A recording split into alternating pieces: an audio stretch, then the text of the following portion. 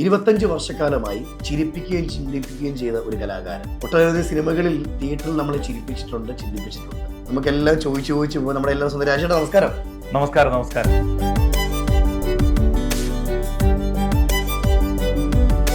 Supply ചെയ്തുകൊണ്ടിരിക്കുമ്പോൾ ഒരു വണ്ടി കൊണ്ടുവന്ന് നിർത്തി അയ്യപ്പന്മാർ നോക്കുമ്പോൾ എൻ്റെ വീടിൻ്റെ അടുത്തുള്ള ആൾക്കാരാ.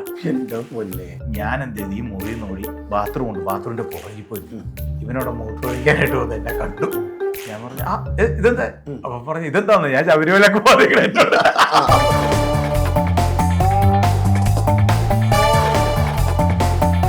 ഒരു വണ്ടിക്കകത്ത് ട്രൂപ്പുകാർ വരുന്നു. ആ വന്ന വ്യക്തികളൊക്കെ പേര് പറയുന്നില്ല, ഇന്നെല്ലാം സൂപ്പർ താരങ്ങളാണ് അല്ലേ. ആ വന്നിറങ്ങിയവരോട് രാജേഷ് ചോദിക്കും, എനിക്ക് ചാൻസ് തരാമോ? കാരണം ഈ ചായ അടിച്ചു വല്ല നിൽക്കണ കൊച്ചനെ, നിനക്ക് അതിനെ പറ്റത്തുള്ളൂ. എന്തായിരുന്നു? ഏതൊരു കലാകാരനും ഈ ഇൻഡസ്ട്രിയിൽ നശിക്കാൻ കാരണം മദ്യപാനമാണ്. മദ്യപാനം ഏറ്റവും കൂടുതലുള്ള മേഖലയും കലാരംഗത്താണ്. എന്താണ് രാജേഷേട്ടന് പറയാനുള്ളത്? നമ്മളോടൊപ്പം സഞ്ചരിച്ച പല കലാകാരന്മാരെയും മദ്യം തകർത്തിട്ടുണ്ട്. അവർ പറയുന്ന ജീവിതം അടിച്ചു പൊളിക്കാനുള്ളതല്ലേ, നാളെ മരിച്ചു പോയാൽ എന്ത് ചെയ്യും, കുടിക്കാൻ പറ്റുമെന്നൊക്കെ ചോദിക്കണം. ഇത്തരം ചോദിക്കണ ആളുകളോട് നമുക്കൊന്നും പറയാനൊക്കെ ഇല്ല. ഈ ചാനലിൽ വന്ന് ഫെയിമായ ഒരു കലാകാരന് കുറഞ്ഞത് 5000 രൂപ ഒരു ദിവസം. അത്തരത്തിൽ ഇൻകമുള്ള ഒരു ആർട്ടിസ്റ്റ് അയാളുടെ ഒരു വീഴ്ചയിൽ സീറോ ബാലൻസ് ആണെന്ന് അറിഞ്ഞപ്പോൾ ഞാൻ ഞെട്ടിപ്പോയി. ടെലിവിഷൻ രംഗങ്ങളിലെ ഈ ഷോകളിലെ പൈസ ചാനലുകാർ തരുമെന്ന് ഉറപ്പാണ്. ആ ചെമ്മീനും ചുമന്ന് വരുന്ന സമയത്ത് അമ്മയും മകനുമായിരുന്നു ഉള്ളത്. അതെ. ഇവിടെ പഠിക്കുന്ന കൂട്ടുകാരുടെ മുന്നിലൊക്കെ എങ്ങനെ നീങ്ങും? ഞാനിതൊരു പല ഇന്റർവ്യൂ ഇങ്ങനെ വന്നിട്ടുണ്ടെങ്കിൽ ഒരിടത്ത് ഇന്നുവരെ ഞാൻ പറയാത്തൊരു കാര്യം. ഇന്ന് ഓർക്കുമ്പോൾ അത് ഭയങ്കര ഒരു അന്ന് എനിക്ക് പിന്നെ ഈ പറഞ്ഞ എനിക്ക്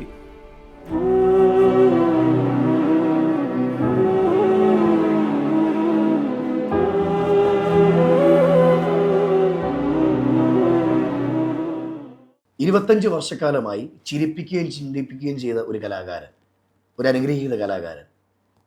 ജീവിതത്തിൻ്റെ നാൾവഴികളിൽ താൻ അനുഭവിച്ച വേദനകളും താൻ എഴുതിയ സ്ക്രിപ്റ്റുകളും ഇന്ന് മലയാളികൾക്കറിയാത്തവരായി ആരും തന്നെ ഇല്ല. ഒട്ടനവധി സിനിമകളിൽ തിയേറ്ററിൽ നമ്മളെ ചിരിപ്പിച്ചിട്ടുണ്ട്, ചിന്തിപ്പിച്ചിട്ടുണ്ട്. നമുക്കെല്ലാം ചോദിച്ചു പോകും. നമ്മുടെ എല്ലാ സ്വന്തം രാജേട്ടാ, നമസ്കാരം. നമസ്കാരം. ഒത്തിരി സന്തോഷം കേട്ടോ. ഒരുപാട് സന്തോഷം. എനിക്ക് ഒരു എഴുത്തുകാരനാണ്, ഒരു മിമിക്രി ആർട്ടിസ്റ്റാണ്, ഒരു ഫുൾ പാക്കേജ് എടുത്തേക്കും അല്ലേ? അതെ. ഇപ്പോൾ ഗ്രൂമറും കൂടെ. ഏത് ഷോയുടെ? ഇപ്പോൾ ഇത് ഐറ്റം വേറെ എന്ന് പറഞ്ഞു കഴിഞ്ഞാൽ ഇപ്പോൾ ഏറ്റവും ടോപ്പായിട്ട് നിൽക്കുന്ന ഒരു കോമഡി ഷോയിലൊന്നാണ് ഇത് ഐറ്റം വേറെ. അതിൻ്റെ ഗ്രൂമിങ് സെക്ഷനാണ്. ഞാൻ മാത്രമല്ല, ശശാങ്കനുണ്ട്, സനൂപ് എന്ന് പറഞ്ഞൊരു പയ്യനുണ്ട്, അഭിജിത്ത് ഉണ്ട്. രാജേട്ടാ, ഞങ്ങൾ പ്രേക്ഷകർക്ക് അറിയേണ്ട കാര്യം, 25 വർഷക്കാലം ഒരു ഫീൽഡിൽ എത്തിച്ചേരാൻ, നിലനിൽക്കാൻ ഭയങ്കര പാടാണ്. ആ രാജേട്ടന് 25 വർഷക്കാലം താൻ അനുഭവിച്ചതെല്ലാം ഞങ്ങൾക്കറിയണം. അപ്പോൾ നമുക്ക് തുടക്കത്തിൽ തുടങ്ങിയാലോ?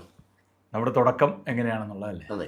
ചോദിച്ച ചോദ്യത്തിന് ഒറ്റ ഉത്തരവേ ഉള്ളൂ. 25 വർഷക്കാലം ആയിട്ട് നിൽക്കുന്നതെന്ന് പറഞ്ഞു കഴിഞ്ഞാൽ കാലം ഇന്നുവരെ ഞാൻ കൂട്ടു നോക്കിയിട്ടില്ല. ഏകദേശം അതായിരിക്കണം. ഇപ്പോൾ അജിൻ പറഞ്ഞപ്പോഴാണ് ഞാൻ ആലോചിക്കുന്നത്. അപ്പോൾ അതിൽ ചിന്തിക്കുന്നത്. അതെ. നിലനിൽക്കുന്നതെന്ന് പറഞ്ഞു കഴിഞ്ഞാൽ അത് മാതാപിതാക്കളുടെ അനുഗ്രഹവും ഗുരുക്കന്മാരുടെ അനുഗ്രഹവും പിന്നെ നിങ്ങൾ ഉൾപ്പെടെയുള്ള പ്രിയപ്പെട്ടവരുടെ സ്നേഹം, അത് തന്നെയാണ് പ്രേക്ഷകരുടെ സ്നേഹം. അത് തന്നെയാണ് ഇതുകൊണ്ട് ജീവിച്ചു പോകുന്നത്. അതെ. ഇത് പാഷൻ അല്ലല്ലോ, പ്രൊഫഷനായിട്ട് എടുത്തേക്കല്ലേ. ഇതുകൊണ്ടാണ് ഇതേ അറിയത്തുള്ളൂ. അല്ല, ഇത് അറിയത്തുള്ളൂ എന്ന് പറയാനൊക്കെ അല്ല, വേറെ പണിയൊക്കെ അറിയാം. ഈ വേറെ പണി അറിയാവുന്ന രാജേട്ടൻ പറയുമ്പോഴേ, രാജേട്ടനാണ് ഇന്ന് ഇന്റർവ്യൂവിന് വരുന്നെന്ന് അറിഞ്ഞപ്പം ചില സൗഹൃദങ്ങളെ നാട്ടിലുള്ളവരെ ഞാൻ വിളിച്ചു. അപ്പം പറഞ്ഞു, ഒരു ദിവസം പൊട്ടി വീണ് മുളച്ചൊരു ആർട്ടിസ്റ്റ് ആയവനല്ല.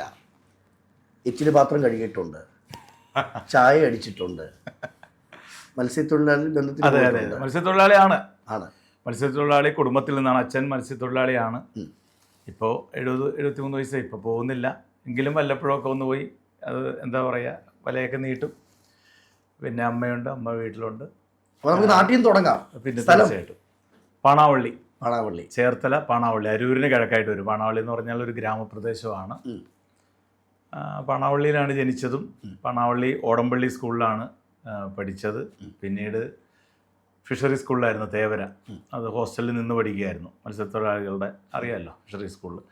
പിന്നെ കോളേജ് NSS കോളേജിലായിരുന്നു. അങ്ങനെ പോകുന്നു. ഇത്രയും പഠിച്ചൊരു വ്യക്തി ചായ അടിക്കാൻ പോകേണ്ട ആവശ്യം എന്തായിരുന്നു രാജേട്ടാ? അല്ല, ചായ അടിക്കാൻ പോവുകയല്ലോ അജിനെ. നമ്മളിപ്പോ ഇവിടെ ഞാൻ ഇരിക്കുന്നത് വരെ ഒരു യാത്രയാണല്ലോ. നമ്മൾ പ്രതീക്ഷിക്കാത്ത യാത്രയാണ്. നമ്മളാകെ എത്തിപ്പെടുകയല്ലേ നമ്മളെ കാര്യക്ക്. ജീവിതത്തിലെ സാഹചര്യം ശരിക്കും പറഞ്ഞു കഴിഞ്ഞാൽ ഈ ഒരു വീട്ടിലെ സാഹചര്യമൊക്കെ കൊണ്ട് അങ്ങനെ ഞാൻ മിമിക്രി ആണ് നമ്മുടെ മനസ്സിൽ.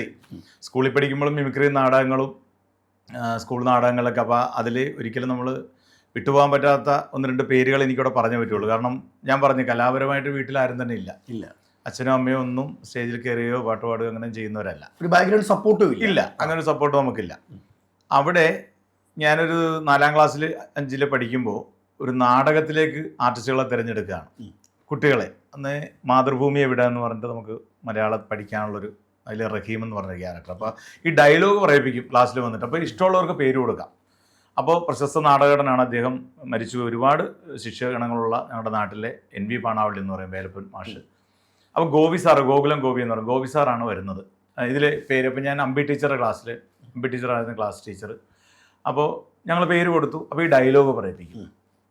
ഞാനും പേര് കൊടുത്തു. അങ്ങനെ ഡയലോഗ് പറഞ്ഞു, സെലക്ട് ചെയ്തു. അങ്ങനെ നാടകം കളിച്ചു. അങ്ങനെ സ്കൂൾ നാടകങ്ങളിൽ സജീവമായി. പിന്നെ അത് ഹൈസ്കൂളിലൊക്കെ വന്നപ്പോൾ പിന്നെ തേവരെ പോയിട്ട് എഴുതി കഥാപ്രസംഗങ്ങൾ. അന്ന് ഞങ്ങൾ തേവര ഫിഷറി സ്കൂളിൽ പഠിക്കുമ്പോൾ എല്ലാ വെള്ളിയാഴ്ചയും സാഹിത്യ സമാജം, അതെ, ഒരു സെഗ്മെൻ്റാണ് അതുണ്ട്. അപ്പോൾ നമുക്കിവിടെ പെർഫോമൻസ്. അപ്പോൾ സ്വന്തമായിട്ട് കഥാപ്രസംഗം എഴുതുക. പിന്നെ അവിടെ ഇരിക്കുന്ന കുട്ടികളെ അല്ലെങ്കിൽ അധ്യാപകരുടെ അവരുണ്ടാവില്ലല്ലോ, അപ്പോൾ നമ്മൾ അവരൊന്ന് അനുകരിച്ച് കാണിക്കുക. അങ്ങനെയൊക്കെ വന്നു. അനുകരണമൊക്കെ കൂടി. പിന്നെ കോളേജിലൊക്കെ വന്നപ്പോൾ പിന്നെ അത് മത്സരത്തിലേക്കായി. അവിടെ മുതൽ ഒരു മിമിക്രിക്കാരൻ, അന്ന് മധു സാറ്, പ്രേം നസീർ സാറ്, ജഗദീഷ് ശ്രീകുമാർ, അങ്ങനെ ഒരുപാട് പേര് അനുകരിക്കുമായിരുന്നു അന്ന്. പിന്നെ നമ്മുടെ നാട്ടിലുള്ള ആളുകളെയൊക്കെ ശബ്ദങ്ങളൊക്കെ അനുകരിക്കുമായിരുന്നു. അങ്ങനെ കോളേജിലൊക്കെ വന്നു. അവിടുന്ന് യൂണിവേഴ്സിറ്റി തല മത്സരത്തിന് പോയി. പ്രൈസൊന്നും കിട്ടിയില്ല. അതിനുശേഷം പിന്നെ പഠിത്തത്തിനിടയിൽ വെച്ചു ജീവിതം ഭയങ്കരമായിട്ട്. ജീവിതം എന്ന് പറഞ്ഞാൽ അച്ഛനും ഞാൻ പറഞ്ഞ ഞങ്ങൾ 4 മക്കളാണ്. ഞാൻ, എൻ്റെ താഴെ 3 സഹോദരിമാരാണ്. അപ്പോൾ അച്ഛൻ ഒരാൾ കായലിൽ പോയി മീൻ പിടിച്ചു കൊണ്ടുവന്ന്, നമുക്ക് ആഹാരത്തിന് മുട്ടില്ല, പക്ഷെ സേവിങ്സ് ഒന്നും ഉണ്ടാക്കാനുള്ള ഒരു സാഹചര്യമല്ല. അതിനിടയിൽ പെരയുടെ പണി നടക്കുന്നുണ്ട്. അങ്ങനെ കുട്ടികൾ ഞങ്ങളെല്ലാം വലുതായി. ഞാൻ ഈ പറഞ്ഞ കോളേജിലൊക്കെ ആയ സമയത്ത് അമ്മയ്ക്കൊരു ഓപ്പറേഷനും കാര്യങ്ങളൊക്കെ വന്നു. അങ്ങനെ അമ്മ നേരം ചെമ്മിനെടുക്കാൻ പോകുമായിരുന്നു നമ്മുടെ തേവരയിലൊക്കെ. അപ്പോൾ അത് അമ്മയ്ക്ക് ഓപ്പറേഷനൊക്കെ വന്നു. അമ്മയ്ക്ക് അത് പോകാൻ പറ്റാത്തൊരവസ്ഥയൊക്കെ വന്നു. അങ്ങനെ വന്നപ്പോൾ കോളേജിൽ പോയി കിട്ടുന്നത് ഞാൻ പിന്നെ പതുക്കെ കഷ്ടപ്പാട് തിരിച്ചറിഞ്ഞ് അമ്മയെ ഒന്ന് സഹായിക്കാനായിട്ട് അമ്മയുടെ കൂടെ കൂടി. അങ്ങനെ ഞാൻ പിന്നെ വെളുപ്പിനെ എഴുന്നേറ്റ് ഞാനും അമ്മയും കൂടെ, ഞങ്ങളുടെ കുറേ ആളുകളുണ്ട് തേവര മാർക്കറ്റിൽ, തേവരയിൽ വന്നിട്ട് പാണാവള്ളിയിൽ നിന്ന് തേവരയിൽ കോട്ടയ്ക്ക്. അന്ന് അരൂരൂപറ്റി പാലമൊന്നുമില്ല. അപ്പോൾ തേവര വന്ന് ചെമ്മിനൊക്കെ എടുത്ത് അതിൽ ഐസ് ചെയ്ത് അത് ഇങ്ങനെ തലയിലേക്ക് അവർ ദല്ലാളന്മാരുണ്ട്, അവരെടുത്ത് വെച്ച് തരും. വെച്ച് തന്നിട്ട് അതും ചുമന്ന് അരുവിക്കുറ്റി വരും. അരുവിക്കുറ്റി വന്ന് ജങ്കാറിൽ കയറ്റി ഇക്കരെ വരുമ്പോൾ എൻ്റെ കൂടെ പഠിക്കാനുള്ള കുട്ടികളൊക്കെ ഉണ്ട്, കോളേജിൽ പോകാനുള്ള, അവരൊക്കെ അവിടെ ഉണ്ടാവും. അപ്പം നമ്മളിങ്ങനെ ഈ ചരുവത്തിൽ ഈ ചെമ്മിനും വെള്ളമൊക്കെ ആയിട്ട് ഇങ്ങനെ നിൽക്കുക. കാരണം ഒരാൾക്ക് പിടിക്കാൻ പറ്റൂല, ഇത് പിടിക്കാൻ പറ്റില്ലെന്ന് പറഞ്ഞു കഴിഞ്ഞാൽ സ്മെല്ല് കൊണ്ട് ഈ വെള്ളം വീണ് കഴിഞ്ഞാൽ അവർ യാത്രയ്ക്ക് പോകാൻ നിൽക്കുകയല്ലേ, ആരും പിടിക്കത്തില്ല. അപ്പോൾ പ്രൈവറ്റ് ബസ് കൊണ്ടുവന്ന് നിർത്തും, ഫുൾ ആൾ കയറുമല്ലോ. അപ്പോൾ തിരക്കില്ലാത്തതിൽ ഇത് ചരുവം കയറ്റാനൊക്കെ ഉള്ളൂ. ഞാൻ അമ്മയൊക്കെ ഇങ്ങനെ ചുവന്ന് പെടലിങ്ങനെ കുറുകി ഇങ്ങനെ നിൽക്കുക. അപ്പോൾ നമ്മൾ അന്ന് ഈ കിളി ഡോറിൽ നിൽക്കുന്ന അയാൾക്ക് 10-20 രൂപ കൊടുക്കാതെ സ്ഥിരം കിട്ടുന്ന ആൾക്കാരവർ, അവർ കറക്റ്റായിട്ട് ചവിട്ടും, അവർ നമ്മളെ സഹായിക്കും, അവർ പിടിച്ച് തകർത്ത് വെക്കും. അപ്പം ഞാൻ നോക്കുമ്പോൾ എൻ്റെ കൂടെ കോളേജിൽ പഠിക്കാൻ പോണ പിള്ളേരൊക്കെ എൻ്റെ കൂടെ ഉണ്ട്. ഇത് വീട്ടിൽ കൊണ്ടുവന്ന് വീട്ടിൽ കിള്ളാനായിട്ട് ചേച്ചിമാർ വരും, അവർക്കൊക്കെ അളന്ന് കൊടുത്തിട്ടാണ് ഞാൻ കോളേജിൽ പോയിക്കൊണ്ടിരുന്നത്. അപ്പോൾ അന്ന് മുതൽ നമുക്ക് പിന്നെ എങ്ങനെയെങ്കിലും ജീവിതത്തിൽ ഒന്ന് രക്ഷപ്പെടണം, നമ്മുടെ സമൂഹത്തിൽ നമ്മുടെ നാട്ടിൽ നല്ല രീതിയിൽ ഒന്ന് ജീവിക്കണം. നല്ല രീതിയിൽ എന്ന് ഞാൻ പറഞ്ഞു കഴിഞ്ഞാൽ സ്വന്തമായിട്ടൊരു കിടപ്പാടം, അത്യാവശ്യം സൗകര്യത്തിൽ നല്ല രീതിയിൽ ജീവിക്കണം എന്നൊരാഗ്രഹം. ഇന്നത്തെ ജീവിത ചുറ്റുപാടിൽ നിന്നും മാറി ജീവിക്കണം എന്ന് അന്ന് പോലെ ഒരാഗ്രഹമുണ്ട്. ആ ശ്രമമാണ് ഇന്ന് ഇവിടെ താങ്കളുടെ മുന്നിൽ കൊണ്ടുവന്ന് ഇരുത്തിയേക്കണം. അവിടെ ഞാൻ അറിഞ്ഞൊരു കഥ, പഠിക്കണമെന്ന് മതിയായ ആഗ്രഹം അവിടെ ആ ചെമ്മീനും ചുമന്ന് വരുന്ന സമയത്ത് അമ്മയും മകനുമായിരുന്നുള്ളത്. അതെ, കൂടെ പഠിക്കുന്ന കൂട്ടുകാരുടെ മുന്നിലൊക്കെ എങ്ങനെ നിന്നു? ഇന്ന് അതിലോട്ട് ഓർക്കുമ്പോൾ എന്താ? ഇന്ന് ഓർക്കുമ്പോൾ അത് ഭയങ്കര ഒരു അന്ന് എനിക്ക് പിന്നെ ഈ പറഞ്ഞ എനിക്ക് അന്നെന്ന് പറഞ്ഞ കാരണം നമുക്കാണെങ്കിൽ പോലും ഒന്ന് ചിന്തിക്കാം. കൂട്ടുകാർ നിൽക്കുന്നു, നമ്മളവിടെ ഇത് ചുമന്ന് നിൽക്കുന്നു, ആൾക്കാർ നോക്കുമ്പോൾ ഒരു അറപ്പ്. അല്ല ഇന്നിപ്പോൾ എനിക്ക് അതൊക്കെ ഓർക്കുമ്പോൾ ഒരു വല്ലാത്തൊരു അഭിമാനമാണ് തോന്നുന്നത്. അന്ന് ഞാൻ അങ്ങനെ ചെയ്തല്ലോ. ഒരു സിനിമാ കഥ പോലെയാണ് എൻ്റെ ജീവിതം പോയത്. ഞാനിതൊരു പല ഇൻ്റർവ്യൂ ഇങ്ങനെ വന്നിട്ടുണ്ടെങ്കിൽ ഒരിടത്ത് ഇന്നുവരെ ഞാൻ പറയാത്തൊരു കാര്യമാണ്. അന്ന് ഇങ്ങനെ കുട്ടികളൊക്കെ കാണുമ്പോൾ നമുക്ക് അത്രയും അറിയാമല്ലോ, പെൺകുട്ടികളൊക്കെ ഉണ്ടാവും നമ്മുടെ കൂടെ. അത് 17-18 വയസ്സ് പ്രായം എന്നൊക്കെ പറയുമ്പോൾ അറിയാമല്ലോ, ചെറിയൊരു സ്നേഹമൊക്കെ അങ്ങോട്ടും ഇങ്ങോട്ടും ഒക്കെ തോന്നുന്ന ഒരു പ്രായമാണ്. അപ്പോൾ കുട്ടികളൊക്കെ കാണുമ്പോൾ നമുക്കൊരു വല്ലായ്മ ഉണ്ടായിരുന്നു. പക്ഷെ അവിടെയൊക്കെ നമ്മൾ ഇതുകൊണ്ടാണ് നമ്മുടെ ജീവിതം അല്ലെങ്കിൽ നമ്മൾ മുന്നോട്ട് പോകുന്നതെന്നുള്ള ഒരു ചിന്ത വന്നപ്പോൾ അതൊക്കെ അങ്ങോട്ട് മാറ്റി വെച്ച് മുന്നോട്ട് പോകുമായിരുന്നു. അവിടുന്ന് പിന്നെയും ഈ മിമിക്രി കിടക്കുവാണല്ലോ. അങ്ങനെ പത്രത്തിലൊരു പരസ്യം കണ്ടു, പത്തനംതിട്ട വോക്കൽ ട്രാക്സ് എന്ന് പറയുന്ന ട്രൂപ്പിലേക്ക് ആളെ ആവശ്യമുണ്ട്, മിമിക്രി ആർട്ടിസ്റ്റുകളെ. അങ്ങനെ അന്ന് കാർഡാണ്, അതെ, കാർഡിൽ എഴുതി, ആ അഡ്രസ്സിൽ എഴുതി ഇങ്ങനെ താല്പര്യമുണ്ടെന്ന് പറഞ്ഞിട്ട് അങ്ങനെ കാർഡ് കയ്യിൽ കിട്ടി. ഇൻ്റർവ്യൂവിന് വിളിച്ചേക്ക് പത്തനംതിട്ട കുമ്പഴ എന്ന് ടൂറിസ്റ്റ് ഹോം, പത്തനംതിട്ട സ്റ്റാൻഡിന് അടുത്താണ്. ഈ ലെറ്റർ കയ്യിൽ കിട്ടിയപ്പോൾ, ഈ കാർഡ് കയ്യിൽ കിട്ടിയപ്പോൾ എൻ്റെ അതിനെ ലോകം കീഴടക്കിയ സന്തോഷമാണ്. കാരണം ഒരു ട്രൂപ്പിലേക്ക് നമ്മളെ ഇൻ്റർവ്യൂവിന് വിളിച്ചേക്കാണ്. ഇത് നമ്മുടെ ഏറ്റവും വലിയ ആഗ്രഹമാണ്. അപ്പം ഞാൻ അവിടെ ചെന്നു. അങ്ങനെ അച്ഛനോടും അമ്മയോടൊക്കെ ചോദിച്ചു, പത്തനംതിട്ട ചെന്നു, ആ ട്രൂപ്പിൽ ചെന്നു, ഇൻ്റർവ്യൂവിന് ചെന്നു. ഇൻ്റർവ്യൂവിൽ നിന്ന് നമ്മളെ അവരെടുത്തു. അന്നൊരു 10-20 സ്റ്റാറുകൾ ഞാൻ ചെയ്യുമായിരുന്നു. KPS ലളിത ചേച്ചിനെയൊക്കെ ഫസ്റ്റ് ടൈം ചെയ്യണം ഞാനാണ്. ഓക്കെ. സാഞ്ചറിൻ്റെ പാരഡി വികസന കോമഡി കോർപ്പറേഷൻ എന്ന കാസറ്റിലൊക്കെ ഉണ്ട്. ഇപ്പം അതൊന്നും ചെയ്യുന്നില്ല. അപ്പോൾ അതിൽ കിട്ടിയതിന് ശേഷമാണ് ഒരു സത്യം അറിയുന്നത്. അപ്പോൾ പോസ്റ്റർ വന്നു, നാട്ടിലെ ചായക്കടകളിലൊക്കെ പോസ്റ്റർ വെച്ചു. അച്ഛനൊക്കെ ഭയങ്കര അഭിമാനം, എൻ്റെ പോസ്റ്ററിൽ വന്നേക്കാണ് വലിയ ക്ലീൻ ഷോ ഒക്കെ ചെയ്തത്. അപ്പം അന്ന് പേര് രാജേഷ് പാണാവള്ളി എന്നല്ല, രാജ് പി മുകുന്ദ്. അതിൻ്റെ വലിയ കോമഡിയുണ്ട്. എന്ന് പറഞ്ഞാൽ രാജൻ പി ദേവ് ഭയങ്കര ഫേമസ് ആണല്ലോ. അപ്പോൾ ചേർത്തലക്കാരനായതുകൊണ്ടും പലരുടെയും സംശയം, ഇത് രാജൻ പി ദേവിൻ്റെ ആരെങ്കിലും രാജ് പി മുകുന്ദ് അങ്ങനെയൊക്കെ ചോദിച്ചിട്ടുണ്ട് പലരും. അന്ന് ഞാൻ രാജൻ പി സാറിനെ അനുകരിക്കുകയും ചെയ്യുമായിരുന്നു നന്നായിട്ട്. അപ്പോൾ ഈ പോസ്റ്ററൊക്കെ വന്നു. അപ്പോൾ വീട്ടിൽ നിന്ന് അങ്ങ് പോകും, പ്രോഗ്രാമിനായിട്ട് ക്യാമ്പിന് പോയി. അവിടെ ചെന്ന് കഴിയുമ്പോഴാണ് ഒരു പരിപാടിയേ ഉള്ളൂ, പിന്നെ പ്രോഗ്രാമില്ല, ആകെ ഒന്നേ ഉള്ളൂ, ഒറ്റ പരിപാടിയേ ഉള്ളൂ. അതിന് മുമ്പ് തന്നെ പോസ്റ്ററും കാര്യങ്ങളും വന്നു, എല്ലാം വന്നു. പോസ്റ്റർ വന്നപ്പോൾ നമ്മൾ ഓർക്കണം ഇനി നമ്മൾ അങ്ങോട്ട് പ്രോഗ്രാമിന് പോകാൻ, ഇനി തിരിഞ്ഞു നോക്കേണ്ട ആവശ്യമില്ല. ഇല്ല. പ്രകാശ് മെഴുവേലി എന്നാണ് അതിൻ്റെ, എന്നെ ഒരുപാട് സഹായിച്ചിട്ടുള്ള വ്യക്തിയാണ്. പ്രകാശ് ചേട്ടനെയൊക്കെ ഞാൻ ഈ അവസരത്തിൽ ഓർക്കണം. പ്രകാശ് ചേട്ടൻ മാത്രമല്ല, ഗുരു, അന്ന് പ്രസാദ് വൈക്കം, അനിൽ വെച്ചുറവ് മരിച്ചു, ഒരുപാട് ആർട്ടിസ്റ്റുകളുണ്ടായിരുന്നു അന്ന്. പുലിയൂർ ജയകുമാർ ചേട്ടൻ, അങ്ങനെ ഒരുപാട് പേരുണ്ട്. ചിലരുടെ പേരൊക്കെ വിട്ടുപോകും, അവർ ക്ഷമിക്കണം. കാരണം ഒരു 20 വർഷം മുമ്പുള്ള കാര്യമാണ് ഞാൻ പറഞ്ഞത്, 20-22 വർഷം മുമ്പുള്ള. അപ്പോൾ അങ്ങനെ വന്നു, പ്രോഗ്രാമില്ല, വീട്ടിലോട്ട് വന്നിട്ട് കാര്യമില്ല. വീട്ടിൽ വല്ല പ്രതീക്ഷ കൊടുത്തിട്ട് പോകുന്നതൊക്കെ, ഇനി പേടിക്കേണ്ട, ഞാൻ പരിപാടിക്കാരനായി, ഞാൻ നോക്കിക്കോളാം. എങ്ങനെ തിരിച്ചു പോകും? അങ്ങനെ ഞാനവിടെ കേബിളിന് കുഴിയെടുക്കാനായിട്ട്, കാരണം ഭക്ഷണം കഴിക്കുന്നുണ്ട് ഒരു കടയിൽ നിന്ന്, പറ്റു കൊടുക്കണ്ടേ, പൈസ ഇല്ല. അപ്പോൾ ഈ സമിതിയുടെ ഓണർ ഒരു പരിധി വരെയല്ലേ എന്നെ പ്രൊട്ടക്ട് ചെയ്യാൻ, പ്രോഗ്രാം കഴിഞ്ഞ് ഞാൻ പോകണ്ടേ. ഞാൻ അയാളുടെ സ്റ്റുഡിയോയിൽ കിടന്നു. അങ്ങനെ പതുക്കെ ഞാൻ ഒരു കടയിൽ നിന്ന് പറ്റി വോക്കൽ വോയിസ് എന്നുള്ള വോക്കൽ ട്രാക്സിലേക്ക് വന്നു, ഒരു ട്രൂപ്പിലേക്ക്. അവിടെ ബെന്നിച്ചാൻ എന്ന് പറയുന്ന ആളുടെ ട്രൂപ്പിൽ വന്നു, യോഹന്നാൻ, അങ്ങനെ കുറച്ച് പേരൊക്കെ ഉണ്ട്. അപ്പോൾ ഒരു കടയിൽ പറ്റു പറഞ്ഞു, പത്തനംതിട്ട ജനറൽ ആശുപത്രിയുടെ ഫ്രണ്ടിലെ കടയിൽ ഒരു പറ്റു പറഞ്ഞു. തങ്കച്ചൻ എന്നൊക്കെ പറയുന്ന ഗ്രേസ് എന്നാണ് ഹോട്ടലിൻ്റെ പേര്. അവിടെ പറ്റു പറഞ്ഞു. അവിടെ നിന്ന് ഫുഡൊക്കെ കഴിച്ച് അതിൻ്റെ മേളിൽ കോയിക്കലെന്ന് പറഞ്ഞ ലോഡ്ജ് ഉണ്ട്, അവിടെ താമസിച്ചോണ്ടിരിക്കണം. അപ്പോൾ ഒരു ദിവസം ഞാൻ ചെല്ലുമ്പോൾ അവിടുത്തെ സപ്ലയർ 10,000 രൂപയുണ്ട, 1 ലക്ഷം രൂപ, 10,000 രൂപയുണ്ട പലിശയ്ക്ക് എടുത്ത് കൊടുക്കും, ഡെയിലി കളക്ഷൻ. ഇവൻ ഈ കാശുമായിട്ട് മുങ്ങിക്കളഞ്ഞ്, വെയിറ്ററില്ല. ഇയാൾ കിടന്ന് പ്ലേറ്റ് വെറുക്കണോ, അത് ചെയ്യണോ, ഇത് ചെയ്യണോ. ഞാൻ ഭക്ഷണം കഴിക്കാൻ ചെന്നപ്പോൾ നല്ല തിരക്ക്, ആശുപത്രി തിരക്ക്. അപ്പം ഞാൻ പതുക്കെ എന്ത് ചെയ്തു, പ്ലേറ്റൊക്കെ പെറുക്കി കൊണ്ടുവച്ച് അവിടെ നിൽക്കുന്നവർ, എന്ത് വേണം? 4 പൊറോട്ട 1 മുട്ട. ചേട്ടാ 4 പൊറോട്ട 1 മുട്ട. അവിടെ എന്ത് വേണം? എനിക്ക് 3 അപ്പം 1 കടല. അപ്പം ഞാൻ പോയി എടുത്തിട്ട് 3 അപ്പം കടല, ഞാൻ സപ്ലൈ ചെയ്യും, എനിക്ക് വേറെ പണിയൊന്നുമില്ല. അങ്ങനെ ഇതിങ്ങനെ ചെയ്തുകൊണ്ടൊരു 10-11 മണിയായപ്പോൾ ഒന്ന് തിരക്ക് പറഞ്ഞപ്പോൾ ഈ പുള്ളി എന്നോട് ചോദിച്ചു, അല്ല രാജേഷ് കഴിക്കണല്ലേ? ഞാൻ പറഞ്ഞു കഴിക്കാം. ഞാൻ പിന്നെ കൈ കഴുകി വന്നിരുന്നു, കഴിച്ചു. ഞാൻ പറഞ്ഞു ചേട്ടാ എത്രയും? അല്ല പൈസ തരണ്ട. ഞാൻ പറഞ്ഞു അല്ല അങ്ങനെ പറയല്ലേ, പൈസ തരാം. അതല്ല രാജേഷ്. ഞാൻ ചോദിച്ചു എന്താ സംഭവിച്ചത്? അതോ അവൻ എന്നെ ചതിച്ചു, അവൻ പൈസ ആയിട്ട് കടന്നു കളഞ്ഞു, ഇപ്പോൾ ഒരാളില്ലെന്ന് എന്ത് ചെയ്യും? ഞാൻ പറഞ്ഞു എന്ത് കൊടുക്കും പുള്ളിക്ക്? 400 രൂപ കൊടുക്കും. ഞാൻ പറഞ്ഞു 1 ദിവസമോ? ആ 1 ദിവസം. താമസം രാജേഷ് താമസിക്കണം അവിടെ. ആ നമ്മൾ പരിപാടിക്കാരാണെന്ന് പറഞ്ഞു വെച്ചേക്കുവാ. അപ്പൊ ഞാൻ പറഞ്ഞ അല്ല ഈ പുള്ളി വരുമോ? ഇല്ല, അവൻ ചതിച്ചവൻ പോയി കളഞ്ഞു, വിളിച്ചിട്ട് ഫോൺ എടുക്കണല്ലോ. ഞാൻ പറഞ്ഞു വിളിച്ചിട്ട് കിട്ടുന്നില്ല. ഞാൻ ഞാൻ നിന്നാലോ, അത് താൻ മറ്റേ ട്രൂപ്പിലൊക്കെ പറഞ്ഞ് അതിവിടെ ഞാൻ നിൽക്കാം. അപ്പോൾ പുള്ളി പറഞ്ഞ് എന്നാ പിന്നെ നിൻ്റെ അങ്ങനെ ഹോട്ടലിൽ ജോയിൻ ചെയ്തു.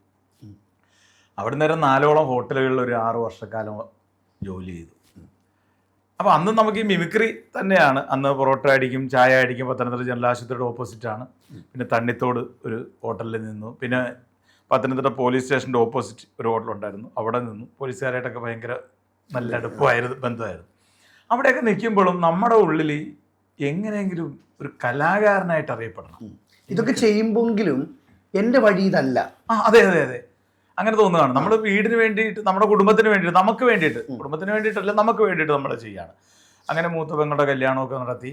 അതിൻ്റെ കുറേ ബാധ്യത വന്നു. അപ്പോൾ ഈ കല്യാണം കഴിഞ്ഞപ്പോൾ എനിക്ക് ഇവിടെ നിൽക്കാം, പ്രോഗ്രാമിന് പോകാമെന്ന് പറഞ്ഞു വന്നപ്പോൾ അത് കല്യാണം കഴിഞ്ഞപ്പോഴാണ് മനസ്സിലായത് അത് ഭയങ്കര ബാധ്യതയിലാണ്, വീണ്ടും പോകേണ്ടി വന്നു. ഇല്ലേ പ്രവാസി എന്ന് പറയല്ലേ, നാട്ടിൽ വന്നിട്ട് അടുത്ത എന്ന് പറയുമ്പോൾ നമ്മൾ ഹോട്ടലിലേക്കാണ് പോണത്. അപ്പം നാട്ടിലാർക്കും അറിയാൻ പാടില്ല. ഇങ്ങനെ ഞാൻ അങ്ങനെ പത്തനംതിട്ട അമ്മ ഹോട്ടലിൽ ഇങ്ങനെ സപ്ലൈ ചെയ്തുകൊണ്ടിരിക്കുക. നാട്ടിൽ പാണാവള്ളിൽ ഇപ്പം പറയുമ്പോഴായിരിക്കും പലരും അറിയുന്നത്. ഇത് ആകെ അറിയാവുന്ന എൻ്റെ അച്ഛന് മാത്രമായിരുന്നു. പിന്നെ കല്യാണത്തിന് ശേഷം എൻ്റെ ഭാര്യയോട് പറഞ്ഞിട്ടുണ്ട്, അത് ഞാൻ പറഞ്ഞു ഭാര്യയോട്. അപ്പോൾ ഞാനിങ്ങനെ സപ്ലൈ ചെയ്തുകൊണ്ടിരിക്കുമ്പോൾ ഒരു വണ്ടി കൊണ്ടുവന്ന് നിർത്തി അയ്യപ്പന്മാരുടെ. നോക്കുമ്പോൾ എൻ്റെ വീടിൻ്റെ അടുത്തുള്ള ആൾക്കാരാണ്. എൻ്റെ പൊന്നെ, ഞാനാണെ കട മുഴുവൻ സ്വാമിമാരി. മുതലാളി ഒരിടത്ത് ബൈജു എന്ന മുതലാളി ഒരിടത്തായിട്ട് ചലിക്കാൻ സമ്മതിക്കില്ല. ഞാനപ്പോൾ ഈ ഒരു 20-25 പ്ലേറ്റൊക്കെ ഒറ്റ കൈക്ക് കൊണ്ടു നടക്കും, ഊണ് പ്ലേറ്റ്. അങ്ങനെ ഞങ്ങൾ 2 പേരേ ഉള്ളൂ, രഞ്ജൻ എന്ന് പറഞ്ഞാൽ. അപ്പോൾ അതുകൊണ്ട് മുതലാളി ഒരു കാരണവശാലും പിടിക്കില്ല. കാരണം ഒരു നേരെ അങ്ങ് തീർക്കും ഞാൻ, അല്ലാതെ 4 പ്ലേറ്റ് വെക്കണ പരിപാടിയില്ല. പാൻട്രിയിൽ ചെന്ന് കഴിഞ്ഞാൽ ഇതിങ്ങനെ അടുക്കി ഇവിടുന്ന് അങ്ങോട്ട് പിടിച്ചാൽ ഇങ്ങനെ പിടിച്ചിട്ട് അങ്ങ് പോകും. അതാണ് മുതലാളിക്ക് വലിയ കാര്യമാണ്. അപ്പോൾ നമ്മളിങ്ങനെ 4 പേരുടെ 5 ടേബിൾ 14-20 5 പേര് വെച്ചിരിക്കുന്ന ടേബിൾ നമ്മൾ സപ്ലൈ ചെയ്തിട്ട് അടുത്ത രസവും സാമ്പാറും ഒഴിച്ച് പോയാൽ മതി അടുത്തതിന്. അപ്പോൾ അത്രയും എളുപ്പമാണ് ഊണ് കൊടുക്കാൻ. ഞാൻ എന്ത് ചെയ്യും? ഞാൻ നേരെ പാൻറ്റിയുടെ അപ്പുറത്ത് പോയി നിന്നു. പാചകക്കാരനായിട്ട് വിജയൻ എന്ന് പറഞ്ഞു, എന്ത് പറ്റി? ഞാൻ പറഞ്ഞു, ചേട്ടാ പണിയാണ്, ഞാൻ നാട്ടിലൊക്കെ പരിപാടിയൊന്നും കൊട്ടിച്ചേക്കാണ്, ഞാൻ ഹോട്ടലിലാണെന്നൊക്കെ അറിഞ്ഞ നാണക്കേടാവും. അന്നത്തെ ഒരു ചിന്തയാണ്. നാണക്കേടേണ്ട ഒരു കാര്യമല്ല, ഹോട്ടൽ തൊഴിൽ മോശമൊന്നുമല്ല ഞാൻ ചെയ്തിട്ടുള്ളൂ. പക്ഷെ നമ്മുടെ ചിന്ത അതാണ്, നാട്ടുകാർ കണ്ടാൽ നമ്മളൊരു. അപ്പോൾ അയാൾ പറഞ്ഞു, എടാ അത്ര തിരക്കല്ലേ, ഇത്രയും പേര് സപ്ലൈ ചെയ്യണ്ടേ? രഞ്ജനും വേറെ 2 പേരും പുതിയ പിള്ളേരുമാണ് നിൽക്കുന്നത്. അപ്പം നീ ഒന്നാ ഷിഫ്റ്റ് വേണം. വേറെ ആൾ, ഞാൻ പറഞ്ഞു തട്ടിൻ്റെ പുറത്ത് 2 പേര് കിടപ്പുണ്ട്. ഞാൻ ചെന്ന് അവനെ വിളിച്ച്, ഒരു തമിഴനാ. എടാ എഴുന്നേക്കടാ എന്ന് ചോദിച്ചാൽ എന്താ, സീക്കിരം വാങ്ങുക, പെട്ടെന്ന് എന്നെ ഒന്ന് ഹെൽപ്പ് ചെയ്യാൻ പറഞ്ഞു. ഞാൻ ചോദിച്ചാൽ എന്തോ? ഞാൻ പറഞ്ഞു ഇങ്ങനൊരു കാര്യമുണ്ടെന്ന് പറഞ്ഞു. അവൻ നിൽക്കണ വഴി ഓടി വന്നു. ഇവൻ ഓടി വന്നപ്പോൾ ഞാൻ എന്ത് ചെയ്തു, ഈ മുറിയിൽ നിന്ന് ഓടി ബാത്റൂമുണ്ട്, ബാത്റൂമിൻ്റെ പുറകിൽ പോയി.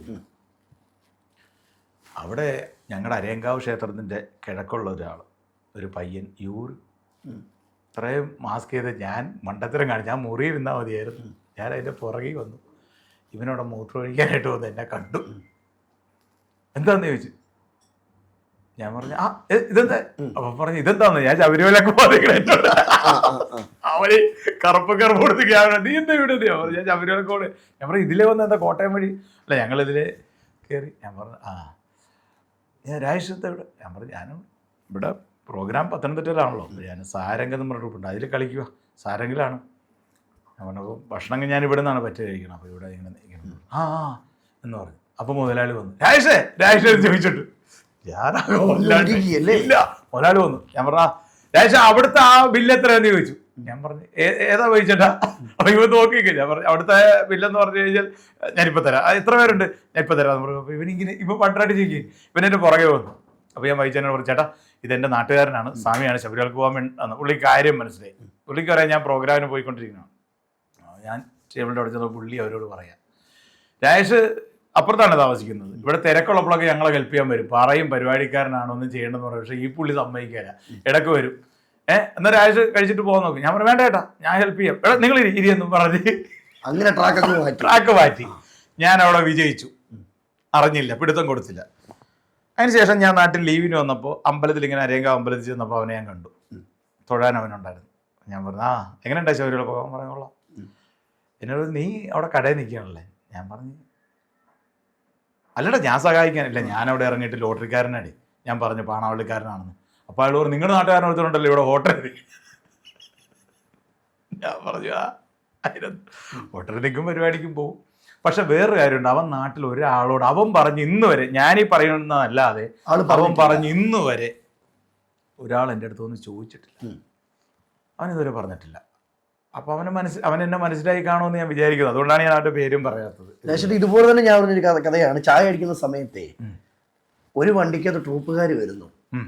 ആ വന്ന വ്യക്തികളൊക്കെ പേര് പറയുന്നില്ല, ഇന്നെല്ലാം സൂപ്പർ താരങ്ങളാണ് അല്ലേ, സൂപ്പർ സ്റ്റാറുകളാണ്. ആ വന്നിറങ്ങിയവരോട് രാജേഷ് ചോദിക്കുക, എനിക്ക് എന്തെങ്കിലും ഒരു ചാൻസ് തരാമോ, ആഗ്രഹമുണ്ട്, എടാ നീ ചായ അടിച്ചു വല്ല നിൽക്കണ കൊച്ചനെ, നിനക്ക് അതിനേ പറ്റത്തുള്ളൂ. എന്തായിരുന്നു കഥ? അതങ്ങനെ കുറേ പേരുണ്ട്. ഇപ്പം ഇത് കേൾക്കുമ്പോൾ അവരവർക്ക് അവരെ കഴിഞ്ഞ കാര്യങ്ങളൊക്കെ പറയണം. അങ്ങനെയല്ല, നമ്മുടെ അതിയായ ആഗ്രഹം നിൽക്കുന്നതുകൊണ്ട് ഇവരിങ്ങനെ നൈറ്റ് നിൽക്കുമല്ലോ. ഇപ്പോൾ പ്രോഗ്രാം കഴിഞ്ഞിട്ട് വന്നിട്ട് ഒരു യാദൃശ്യമായിട്ട് ഞാൻ അവിടെ ഉണ്ടെന്ന് പറഞ്ഞ് വന്നതല്ല, കടയിൽ വരാനും ഞാനിപ്പോൾ ചായ കൊടുത്തിട്ടിരിക്കുന്ന വഴി ഞാൻ ചോദിച്ചു, ചേട്ടാ എന്തെങ്കിലും ട്രൂപ്പിൽ എന്തെങ്കിലും ചാൻസ്? അപ്പോൾ പുള്ളി എന്നോട് പറഞ്ഞു, മോനെ നിനക്കിപ്പോൾ എത്ര രൂപയുണ്ട്? ഞാൻ പറഞ്ഞു, എനിക്ക് 450 രൂപയുണ്ട്, താമസവും ഭക്ഷണമൊക്കെ ഇല്ലേ ഉണ്ട്. ഇപ്പം നീ ഒരു തൊഴിൽ പഠിച്ചു, വെറുതെ ഇതിലോട്ടൊന്നും ചാടണ്ട. അത് തന്നെയല്ല, ഈ മിമിക്രി എന്നൊക്കെ പറയുന്നത് അത് എല്ലാവർക്കും ഒന്നും സ്റ്റേജ് കളിച്ച് എടുക്കാൻ പറ്റുന്ന അങ്ങനെ എന്തൊക്കെയോ പറഞ്ഞു.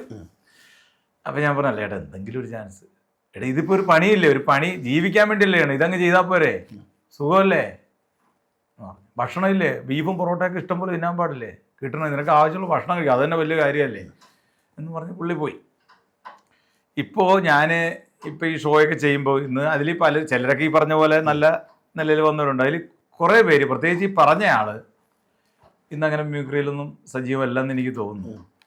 അദ്ദേഹം എൻ്റെ അടുത്ത് വിളിച്ച് ചോദിച്ചിട്ടുണ്ട്, രാജേഷേടാ എന്തെങ്കിലും ഉണ്ടെങ്കിലും ഒന്ന് പറയണമെന്ന് ചോദിച്ചിട്ടുണ്ട്. പക്ഷേ നമ്മൾ അയാളോട് ഇന്ന് വരെ പറഞ്ഞിട്ടില്ല. ചേട്ടനെന്ന് എന്നോട് ഇങ്ങനെ പറഞ്ഞു. ഞാൻ പറഞ്ഞു, ചേട്ടാ തീർച്ചയായിട്ടും നോക്കാം, നമ്മളത് നോക്കാം, തീർച്ചയായിട്ടും നമുക്ക് എന്തവസരം വന്നാലും ഞാൻ ചേട്ടനെ വിളിക്കാം. അങ്ങനെ അവസരം വന്നിട്ടുണ്ട്, ഞാൻ വിളിച്ച് പറഞ്ഞിട്ടുമുണ്ട്. ഈ പറച്ചിലുകളും ഈ കുത്തുവാക്കുകളും അല്ലേ രാജേഷിനെ രാജേഷാക്കിയത്? തീർച്ചയായിട്ടും. ഞാൻ പറയണത് നമ്മുടെ ജീവിതത്തിൽ നമ്മളിപ്പോൾ ഒന്നും ആയില്ല, ഒരു കലാകാരൻ എന്നുള്ളതിൽ ഇത്രയും മഹാന്മാർ, അതായത് കഴിവുള്ളവർ ഇത്രയും ഈ എന്താ പറയുക പടർന്നു നിൽക്കുന്ന അല്ലെങ്കിൽ ഫെയിമിൽ നിൽക്കുന്ന ഈ മേഖലയിൽ ഏറ്റവും താഴെ വന്ന് നിന്ന് ഈ രാജേഷ് പാണാളി എന്ന് പറയുന്ന അജിൻ്റെ മുന്നിൽ വന്ന് നിൽക്കുന്നുണ്ടെങ്കിൽ അത്തരത്തിലുള്ള ആളുകളാണെന്ന് ഞാൻ പറയുള്ളൂ. അത് നാട്ടിലുമുണ്ട്. എൻ്റെ നാട്ടിൽ ഭയങ്കര സപ്പോർട്ടാണ്. ഞാൻ ഈ സ്കൂൾ നാടകങ്ങൾ കളിക്കുന്ന കാലഘട്ടം മുതൽ, പ്രത്യേകിച്ച് എൻ്റെ 23-ാം കരയോഗം ഞങ്ങളുടെ ധീവര സമുദായത്തിൻ്റെ, ഞാൻ കോമഡി സ്റ്റാറിൽ പോയപ്പോൾ തന്നെ എനിക്ക് ആദരവ് തന്നു. മിക്കവാറും വർഷങ്ങളിൽ കണ്ടാണ് ശിവരാത്രിയിൽ എനിക്കൊരു ആദരവ് ഉണ്ടാവും. അത് ഞാൻ പറഞ്ഞിട്ടൊന്നുമല്ല. അവിടെ ഷാജി, ഷിബു, ധനേഷ്, സുധി, കുറേ പേരുണ്ട്, മണികണ്ഠൻ, അങ്ങനെ കുറേ സുഹൃത്തുക്കളുണ്ട് നമ്മളെ ഇങ്ങനെ കൊണ്ടു നടക്കുന്ന. അവിടെയുള്ള എല്ലാവരുടെയും പേര് ഞാൻ പറയുന്നില്ല, നമ്മുടെ നാട്ടിലുള്ള എല്ലാവരും, ചിത്രം, സന്തോഷം, അതിൻ്റെ എല്ലാവരും. പക്ഷേ ഇതിനിടയിൽ ചില ആളുകളുണ്ട് നമ്മളിങ്ങനെ കുത്തി നോക്കുന്നവരുണ്ട്. രാജേഷേട്ടാ, എല്ലാ ജനങ്ങളുടെ ഒരു ചോദ്യമാണ്, രാജേഷേട്ടൻ ഇന്ന് മുന്നിൽ അതിഥിയായിട്ടിരിക്കുന്നുണ്ട്, ഞാൻ ഓപ്പണായിട്ട് ചോദിക്കുക, ഏതൊരു കലാകാരനും ഈ ഇൻഡസ്ട്രിയിൽ നശിക്കാൻ കാരണം മദ്യപാനമാണ്. മദ്യപാനം ഏറ്റവും കൂടുതലുള്ള മേഖലയും കലാരംഗത്താണ്. എന്താണ് രാജേഷേട്ടന് പറയാനുള്ളത്? മദ്യപാനത്തെക്കുറിച്ച് ആധികാരികമായിട്ട് സംസാരിക്കാൻ എനിക്കറിയില്ല, കാരണം ഞാനിത് കഴിക്കാറില്ല. പുകവലി, മദ്യപാനം ഇല്ല, അതില്ല. നമ്മളോടൊപ്പം സഞ്ചരിച്ച പല കലാകാരന്മാരെയും മദ്യം തകർത്തിട്ടുണ്ട്. ഞാൻ പേര് പറയുന്നില്ല, ഉദാഹരണങ്ങൾ നമ്മുടെ മുന്നിലുണ്ട്. ഒരുപാട് പേരുടെ ഉണ്ട്. ഒരുപാട് പേരുണ്ടെന്ന് പറഞ്ഞു കഴിഞ്ഞാൽ ഭയങ്കര ഹൈപ്പുള്ള ഷോയിൽ നിന്ന് വരെ ഇറങ്ങിപ്പോകേണ്ട അല്ലെങ്കിൽ ഇറക്കി വിടേണ്ട അവസ്ഥ വന്ന കലാകാരന്മാർ നമ്മളോടൊപ്പം ഉണ്ട്. അപ്പോൾ അവരോടൊന്നും നമ്മൾ പറയുമ്പോൾ അവർ പറയുന്ന ജീവിതം അടിച്ചു പൊളിക്കാനുള്ളതല്ലേ, നാളെ മരിച്ചു പോയാൽ എന്ത് ചെയ്യും, കുടിക്കാൻ പറ്റുമെന്നൊക്കെ ചോദിക്കണം. ഇത്തരം ചോദിക്കണ ആളുകളോട് നമുക്കൊന്നും പറയാനൊക്കെ ഇല്ല, അല്ലേ? അതെ. അങ്ങനെ ചോദിക്കണവരോട് എന്ത് പറയും? അജിൻ എന്നോട് പറയുകയാണ്, ചേട്ടാ മദ്യപിക്കരുതെന്ന് പറയാൻ പറയാം, ഇപ്പോൾ ഈ നിമിഷം ഞാനിവിടെ മരിച്ചു വീണാൽ പിന്നെ വല്ല സുഖം എൻജോയ് ചെയ്യാനൊക്കെ കൂടോ എന്ന് ചോദിച്ചാൽ, ഞാൻ ബാങ്കിലിട്ടേക്കണ കാശ് അല്ലെങ്കിൽ ഞാൻ ഉണ്ടാക്കിയ സമ്പാദ്യം വല്ലവരൊക്കെ എടുത്ത് തിന്നും. ഒരുപാട് കലാകാരന്മാരുടെ കുടുംബം ഇല്ലാതാക്കിയത് മദ്യപാനം തന്നെ. ഒരുപാട് പേരുണ്ട്. അതിപ്പോൾ ഞാൻ പറയേണ്ട കാര്യമില്ലല്ലോ. എപ്പോഴെങ്കിലും കൂടിയിരിക്കുന്ന സമയത്തെ കലാകാരന്മാരിങ്ങനെ അടിക്കുന്ന കാണുമ്പം, അല്ലെങ്കിൽ പൈസ സേവിങ്സ് ഇല്ല നഷ്ടപ്പെടുത്തുന്ന കാണുമ്പം, രാജേഷ് എന്ന സുഹൃത്ത് പറഞ്ഞിട്ടുണ്ട്, എടാ കുറച്ചൊക്കെ സേവിങ്സ് പറഞ്ഞിട്ടുണ്ട്. എന്നെക്കുറിച്ച് പലരും പറയുന്ന കാര്യം, ഇപ്പോൾ ഈ ഐറ്റം വേറെ എന്ന് പറഞ്ഞ ഷോയിൽ പോലും ആരെങ്കിലുമൊക്കെ ഇവിടെ വരികയാണെങ്കിൽ, ഈ പ്ലാറ്റ്ഫോമിൽ വരികയാണെങ്കിൽ ചോദിച്ചറിയാം, ഞാൻ മിക്കവരോടും പറയും, ഒരു KSF ചിട്ടി ചേരണം, ഒരു സേവിങ്സ് വേണം, എങ്ങനെ പറയും. അപ്പോൾ ചിലരൊക്കെ പറയും, ഇവരെന്താണ് ഇത്, എന്ത് കിട്ടിയിട്ട് ഞങ്ങൾക്ക് ചിലവ് കഴിഞ്ഞിട്ട് നമുക്ക് എന്ത് കഴിഞ്ഞിട്ടും ഞാനൊരു കാര്യം ചോദിച്ചോട്ടെ, ഞങ്ങളിപ്പോൾ ഒരു പ്രോഗ്രാം ചെയ്യുന്നുണ്ട്, ഇപ്പോൾ 10,000 രൂപ 15,000 രൂപ സ്റ്റേജ് മേടിക്കുന്ന ഒരു ആർട്ടിസ്റ്റ്, നമ്മളൊരു ടൈലിൻ്റെ പണിക്ക് പോകണ ഒരുത്തിന് ചിലപ്പോൾ 2000 രൂപ കിട്ടും ഒരു ദിവസം. അതെ. തെങ്ങ് കയറാൻ പോകുന്ന ആൾക്ക് ഒരു 1000 രൂപ കിട്ടും. ഇല്ലെങ്കിൽ 3000 രൂപ പെർ ഡേ വരുമാനമുള്ള ഒരു തൊഴിലാളി. ഈ ചാനലിൽ വന്ന് ഫെയിമായ ഒരു കലാകാരന് കുറഞ്ഞത് 5000 രൂപ കിട്ടണം ഒരു ദിവസം. ഒരു ദിവസം എന്ന് പറഞ്ഞാൽ ഷോ ഉള്ള ഇപ്പോൾ 10 ഷോ ഒരു മാസം ഉണ്ടെങ്കിൽ 5000 രൂപ വെച്ച് 50000 രൂപയായി. ചാനൽ ചെയ്യുന്നുണ്ടെങ്കിൽ അതിൻ്റെ ഒരു വരുമാനമായി. പിന്നെ ഇവൻ്റെ ഈ ഫെയിം വെച്ചിട്ടുള്ള ഇവൻ എന്തെങ്കിലും ഇനാഗ്രേഷനോ വേറെ ചെറിയ അങ്ങനെയുള്ള കാര്യങ്ങളൊക്കെ ആയിട്ട് ചെറിയ പൈസ വരും. എങ്ങനെ പോയാലും 1 രൂപയുടെ അടുത്ത് കറക്കി കുത്തി വരുമാനം ഉണ്ടാവും. ഇവനൊരു 50,000 രൂപ ഇവൻ്റെ വീട്ടു ചിലവും മെഡിസിൻ്റെ കാര്യങ്ങളും വണ്ടിയുടെ പെട്രോളിങ് CC വണ്ടിയുള്ളവനാണ് എല്ലാം കൂടെ കഴിഞ്ഞിട്ട് ഒരു 50 രൂപ സേവ് ചെയ്യാൻ പാടില്ല.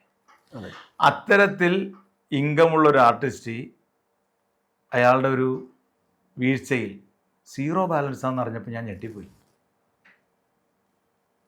നമ്മളോടൊപ്പം സഞ്ചരിച്ച ഒരു കലാകാരൻ അങ്ങനെ സംഭവിച്ചപ്പോൾ നമ്മൾ ഞെട്ടിപ്പോയി. അപ്പോഴൊക്കെയാണ് നമ്മൾ ആലോചിക്കുന്നത് ഈ പൈസ എന്ത് ചെയ്തു, ഇദ്ദേഹം എന്ത് ചെയ്തു ഈ പൈസ. പലരും ചോദിച്ചു ചാനലിൽ നിന്ന് പൈസ കിട്ടുന്നു. ചാനലിൽ നിന്നൊക്കെ കറക്റ്റായിട്ട് കാശ് കിട്ടുന്നുണ്ട്. അപ്പം ഞാൻ പറഞ്ഞു വന്നത് ഈ 1100 രൂപ കിട്ടുന്നവനും ജീവിക്കുന്നുണ്ട്. അതെ, നന്നായിട്ട് ജീവിക്കുന്നുണ്ട്. പിന്നെ എന്തുകൊണ്ട് നമുക്ക് പറ്റുന്നില്ല? രാജേട്ടൻ ഇത് പറയുമ്പോഴും എൻ്റെ മനസ്സിൽ പെട്ടെന്ന് ഓടിയെത്തിയ ഒരു മുഖമുണ്ട്. ഒരു അതുല്യ കലാകാരനാണ്. ഞാനാണെങ്കിൽ പോലും പേഴ്സണലി എനിക്കൊന്ന് ചോദിക്കണം നേരിട്ട്, അല്ലെങ്കിൽ ആ വ്യക്തിയുടെ സൗഹൃദങ്ങൾ വരുമ്പോൾ ചോദിക്കണം എന്ന് ആഗ്രഹിച്ചൊരു ചോദ്യമുണ്ട്. കൊല്ലസുതി, നമ്മൾ ഈ പറഞ്ഞ സൂചിച്ചേട്ടനെ പറ്റിയല്ല ഞാൻ പറയുക. സൂചിച്ചേട്ടൻ എല്ലാ മലയാളികൾക്കും ഒന്നടങ്ങി ഇഷ്ടപ്പെട്ടൊരു കലാകാരൻ തന്നെ. ഉള്ളിൻ്റെ ഉള്ളിൽ എനിക്ക് വിഷമം തോന്നിയത് സ്വന്തമായിട്ടൊന്നും നേടാൻ പറ്റിയിട്ടില്ല.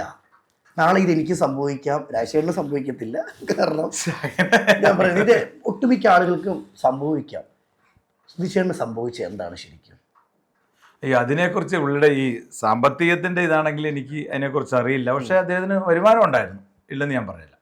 കാരണം പാഷാണ ഷാജിയുടെ കൂടെ ഞാൻ മഴവിൽ മനോരമ കോമഡി ഫെസ്റ്റിവൽ എന്നുള്ള ഷോ സാജുവൊക്കെ ആയിരുന്നു വിന്നർ. 50 ലക്ഷം രൂപ സമ്മാനം കിട്ടി. അന്നേരം എനിക്ക് തോന്നുന്നു എൻ്റെ അറിവ് ശരിയാണെങ്കിൽ 7 ലക്ഷം രൂപ വെച്ച് ഒരാൾക്ക് കിട്ടി ഈ 5 പേരിൽ. അന്ന് എല്ലാവരും കാറൊക്കെ വാങ്ങിച്ചു. സുചേട്ടനൊന്നും കാറൊന്നും വാങ്ങിച്ചില്ല. അപ്പോൾ 7 ലക്ഷം രൂപയുണ്ട്. സാജുവും മറ്റുള്ളവരൊക്കെ കാറ് ഓർണമെൻറ്റ്സ് സ്വർണ്ണമൊക്കെ വാങ്ങിച്ചു. എൻ്റെ അറിവ് ശരിയാണ് സുചേട്ടനൊന്നും കാറൊന്നും വാങ്ങിച്ചിട്ടില്ല. അവിടുന്ന് ഇങ്ങോട്ട് ഞങ്ങൾ പിന്നെ അത് കഴിഞ്ഞ് സീസൺ 2 വന്നപ്പോൾ സാജു എന്നെ പാഷാണത്തിൻ്റെ സാജുവിൻ്റെ ഒക്കെ ടീമിലേക്ക് സ്റ്റാർസ് ഓഫ് കൊച്ചിനിലേക്ക് വിളിക്കുകയും ജിഷോ പോയപ്പോൾ എന്നെ വിളിക്കുകയും പിന്നെ ഏതാണ്ട് 6 വർഷക്കാലത്തോളം ഞങ്ങൾ ഒന്നിച്ചായിരുന്നു. ഞാൻ, കൊല്ലം സുധി, രാജേഷേട്ടൻ, ജോഷി ചേട്ടൻ, സേതു, സാജു നവോദയ, പാഷാണ്. ഈ പ്രോഗ്രാമുണ്ട്, നമുക്ക് ട്രിപ്പുണ്ട്. ഞങ്ങളെന്നാലും കോമഡി സൂപ്പർ നൈറ്റ് എന്നും പറഞ്ഞൊരു ഷോ ഫ്ലവേഴ്സിൽ ചെയ്യുന്നു. അപ്പോൾ അത്യാവശ്യം നല്ല ഷോയുണ്ട്, നല്ല തിരക്കിൽ പോയിക്കൊണ്ടിരുന്നതാണ്. അപ്പോഴൊക്കെ എൻ്റെ വരുമാനം, ആ വരുമാനം കൊണ്ടാണ് ഞാൻ വീട് വെക്കുന്നത്. ആ വീട് വെക്കുന്നത് ഞാൻ ആ വരുമാനം കൊണ്ടാണ്. ആ വരുമാനം മാത്രമല്ല, എൻ്റെ വൈഫിന് ജോലിയുണ്ട്, HDFC ബാങ്കിലാണ്. എൻ്റെ അമ്മ ചെറിയ സഹായം ചെയ്തിട്ടുണ്ട്. എന്നാലും ഒരു പരിധി വരെ, ഒരു പകുതിയിലേറെ എൻ്റെ മിമിക്രിയുടെ പൈസയാണ്. അപ്പോൾ ഞാൻ ചോദിക്കുന്നത്, ഈ ടെലിവിഷൻ രംഗങ്ങളിലെ ഈ ഷോകളിലെ പൈസ ചാനലുകാർ തരുമെന്ന് ഉറപ്പാണ്? ഉറപ്പാണ്. എന്നെ സംബന്ധിച്ചിടത്തോളം ഇതുവരെ 1 രൂപ എനിക്ക് കിട്ടാനില്ല.